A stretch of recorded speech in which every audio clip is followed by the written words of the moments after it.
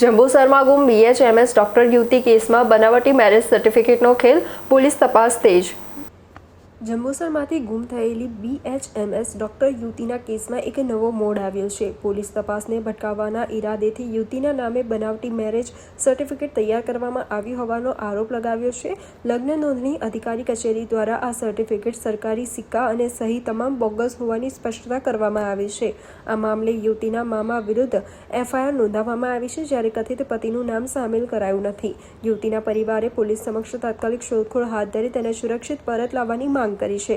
પોલીસે બનાવટી દસ્તાવેજો અંગે ગુનો નોંધી વધુ તપાસ હાથ ધરી છે।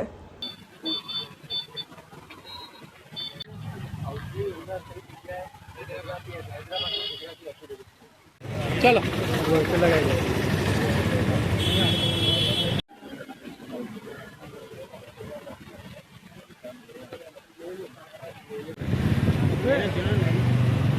हुआ ना क्या हाथ ना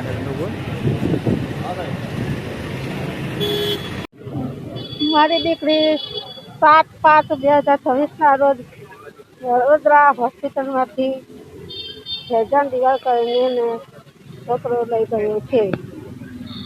એ માટે અમે પોલીસ સ્ટેશનમાં ફરિયાદ નોંધાવી હતી।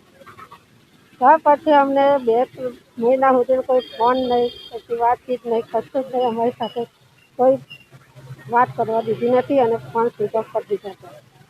મને મારી છોકરી આજે 6 મહિના થઈ ગયા છે, તો હજુ કોઈ દિવસ મને વાત કરવા દીધી નથી અને અમને મળવા પણ દીધી નથી।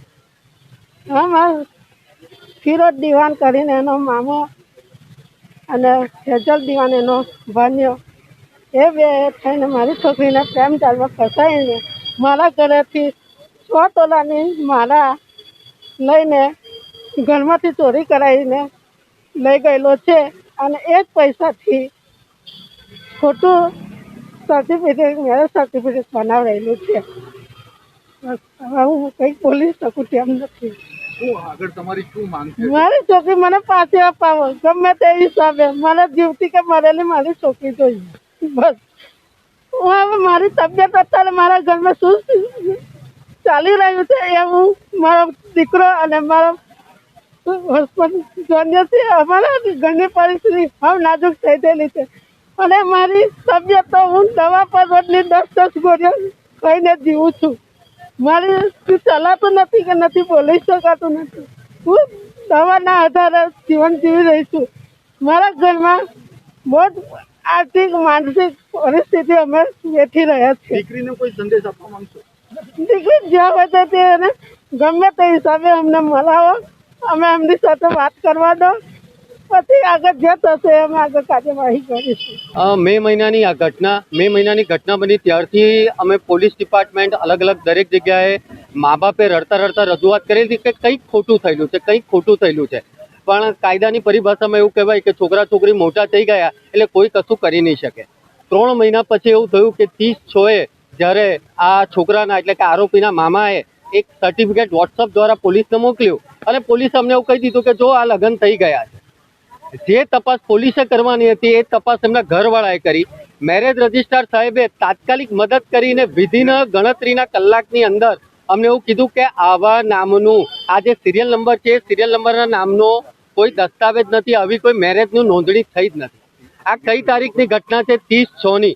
આ 30/6ની ઘટના પછી 17/8 તારીખે આ ફરિયાદ નોંધાઈ છે। આજની તારીખમાં પણ અમે એવું કહીએ છીએ કે કાયદો કાયદાની દ્રષ્ટિએ કામ કરે છે।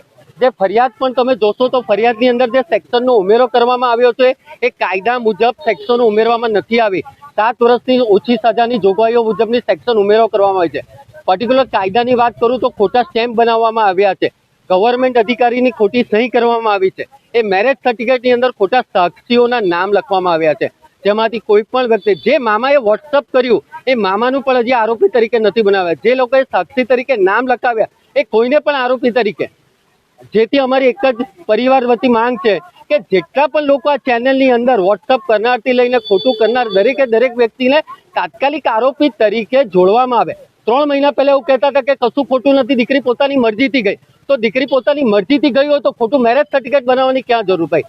અને ટૂંકમાં કહું તો મા બાપને એટલું છે કે મરજીથી ગઈ છે તો મરજીથી જાણવા માટે દીકરીનું કાઉન્સિલિંગ કરાવવામાં આવે અને દીકરી 5 થી 7 દિવસ છોકરા સાથે મા બાપની સાથે રહે તો મા બાપને ખબર પડે કે દીકરી ગઈ એ પહેલા એની સાથે કંઈ ખોટું નથી થયું અને ત્યાં ગયા પછી પણ એને કોઈ ખોટા પ્રેશરમાં નથી રાખી. મા બાપ એક જ વસ્તુ કહે છે કે કાયદાની સાથે માનવતા પણ છે. એટલે અમારી એ જ વિનંતી છે એમના પરિવાર તરફે કે કાયદાની દ્રષ્ટિએ જે પણ કાયદાની કલમ, આજે અમે એક નવી અરજી આપી છે, એસપી સાહેબને આપી છે, ત્યાં પોલીસ સ્ટેશનમાં નવી અરજી આપી છે કે કોને આરોપી તરીકે ઉમેરાયા નથી ને કઈ કલમનો ઉમેરો નથી થયો, એટલે પ્રોપર રીતે તપાસ થાય એના માટેની આગળની કાર્યવાહી હમણાં કરી રહ્યા છે. ચેતન દેસાઈ, એડવોકેટ.